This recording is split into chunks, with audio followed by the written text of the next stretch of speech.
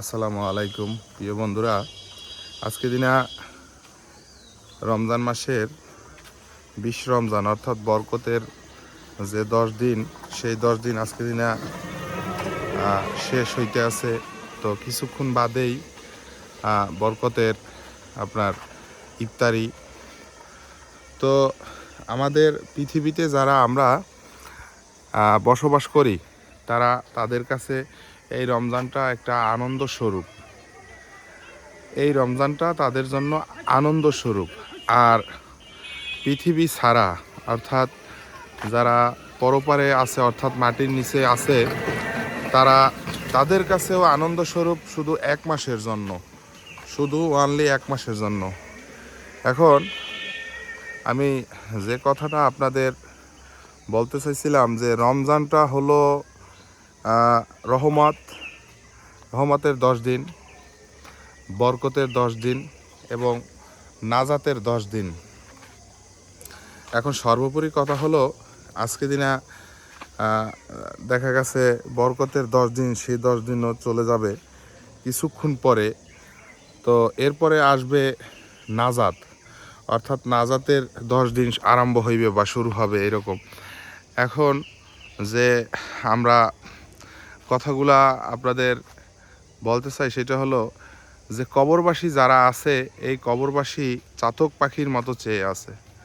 প্রতিটা ঘরেই কোনো না কোনো ব্যক্তি এই পৃথিবীর মায়া ছেড়ে সে ওই অন্ধকার কবরে আল্লাহর ডাকে সাড়া দিয়ে সে পাড়ি জমাইছে। এইটা কোনো না কোনো ঘরে বা কোনো না কোনো রক্তের মানুষ এইভাবে পৃথিবী ছেড়ে চলে গেছে। তো যখন বরকতের 10 দিন শুরু হয়ে যায়, ঈদের চাঁদ ওঠে, তো তখনই তাদের যারা এই জাহান্নামের আগুনে ছিল তাদের চোখে বা তার মুখে তখন কান্নার একটা প্রভাব আসে। আর সর্বোপরি কথা হলো তাদেরকে ক্ষমা, যে 1 মাসের জন্য যে একটা ক্ষমা ছিল, সেই ক্ষমাটা চলে যায়। এখন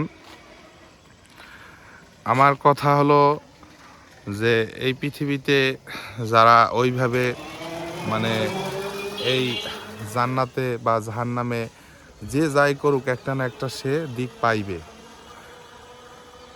তো আল্লাহ নির্ধারণ করে দিছে যারা তাদের হাদিস কোরআনের বাইরে যারা কাজ করবে তাদের জন্য জাহান্নাম, আর যারা হাদিস কোরআনের মেনে কাজ করবে তাদের জন্য জান্নাত। তো পবিত্র মাহে রমজান তো সেই রকম একটা বার্তা।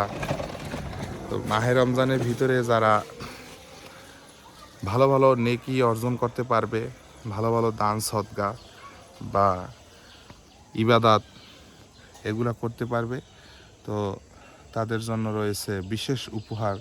সেটা হলো রমজানের শেষ দশকে অর্থাৎ শেষ 10 দিনে। তো সর্বোপরি পুরস্কারটা হাতে দেবে একেবারে যখন ঈদের নামাজ ময়দানে পড়া শেষ হয়ে যাবে, তখন আর কি সেই পুরস্কারটা মহান আল্লাহ তাআলা তাকে হাতে দিবে। আর যারা কবরে আছেন তাদের জন্য যে একটা লালন আমরা যেটা বলি, তাদের জন্য একটা অভিশপ্ত জীবন। সে 11 মাস অন্ধকার কবরে সেরকম অনেকটা পাপের যে একটা জেলখানা সেখানে ছিল। তো 1 মাসে সেখানে দেখা গেছে তার জন্য একটু রেস্টের জায়গা ছিল, অর্থাৎ রেস্ট বলতে তাও ওই রকম না। রমজান মাসের উসিলা, অর্থাৎ রমজান মাস বরকতের মাস, এই মাসের সম্মানে তার জন্য একটু আকর্ষণ বা বিশেষভাবে মহান আল্লাহ তাআলা তাকে একটু ওইভাবে স্পেশাল জায়গায় রাখছিল। এখন ওই রমজান মাস শেষ, আবার শুরু হয়ে যাবে তার উপর নির্যাতন। অন্যায়ভাবে সে যে অন্যায়গুলো করছে সেই অন্যায়ের সে ফল পাইবে। তো আমরা যারা পৃথিবীতে আছি তাদের একটা কথা যে আমাদের প্রত্যেকটা ফ্যামিলির হয় বাবা, হয় মা, অথবা আপন ভাই বোন, দাদা দাদি, চাচা চাচি, অথবা রক্তের যে কোনো কেউ নানা নানি দাদা দাদি মানে এরকম চলে গেছে।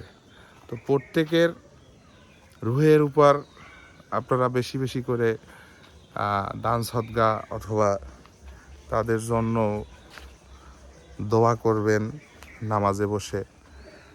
তো সেই দোয়াটাই হয়তোবা তার নাজাতের উসিলা হইবে। তো রহমত বরকত ও নাজাত, এই নাজাতের 10 দিন কোন দিন আল্লাহ আপনাদের সমস্ত গুনাহ মাফ করবে সেইটা আল্লাহ পাক নিজে ভালোই জানে। তো আমার এই বাংলা ব্রেন্ড অর্থাৎ আমি যতটুকু জানি এর ভিতর থেকে আপনাদের বোঝানোর চেষ্টা করলাম। যদি কোনো রকম এর ভিতরে কোনো ভুল অন্যায় হয়ে থাকে অবশ্যই কমেন্ট বক্সে জানাবেন।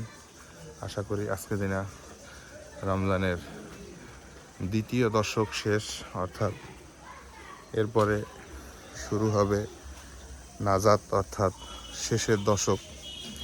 তো আমরা বেশি বেশি এই জিনিসটাকে আমল করার চেষ্টা করব, কারণ সেই আমলের মাধ্যমে আমাদের যারা কবরবাসী আছে তাদের সবাইকে আল্লাহ তাআলা সমস্ত গুনাহ মাফ করে দেব। আমিন।